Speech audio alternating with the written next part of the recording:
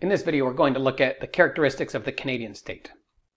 If I ask you to describe Canada, what are some of the terms that might come to mind? The Dominion of Canada? Are we a nation? Are we a parliament? Democracy?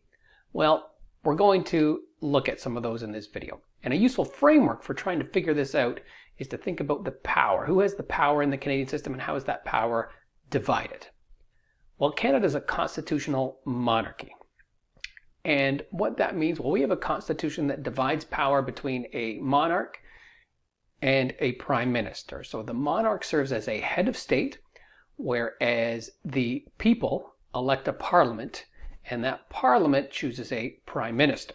And that prime minister runs the day-to-day operations of the government. That system is called a dual executive. So the dual executive, the head of state, is the figure that is sort of in charge of ceremonial functions. In Canada, that's a king or queen represented by the Governor General. Now, why do we need a Governor General? Well, the Canadian head of state also happens to be the head of state of a bunch of other places as well. The United Kingdom and Australia, for example. So that ceremonial responsibility is fulfilled on a day-to-day basis by the Governor General. The practical functions of the state are handled by the Prime Minister. The Prime Minister is the individual that runs the country on behalf of Parliament, elected by the voters. So that's the dual executive system. That system is dictated by the Canadian Constitution. And the Constitution in Canada has both written and unwritten elements. The two written components are the Constitution Act of 1867, the Constitution Act of 1982. Each of those looks at different aspects of the Canadian state. One of them is more about the structure of the state and the organization of the provinces, and the other one deals with individual rights and the Charter of Rights and Freedoms. Canada also has a lot of unwritten things that we do, and those are called conventions.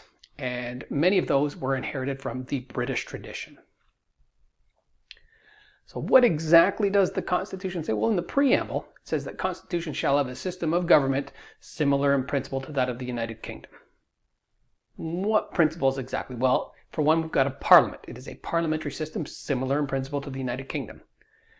It has democratic participation, again, similar to the United Kingdom, and it is a system of federalism.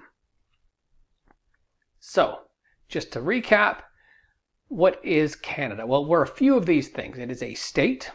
It is a state that is a constitutional monarchy. It has a federal structure with provinces and a central government. It is democratic in that people elect a parliament, and that serves as their head of government, the prime minister. And that parliamentary system ensures that it's a responsible government that is responsive to the will of voters. So we are all of those things in Canada. In particular, federalism. The structure of federalism is something that is unique, and that's what we're going to turn to next.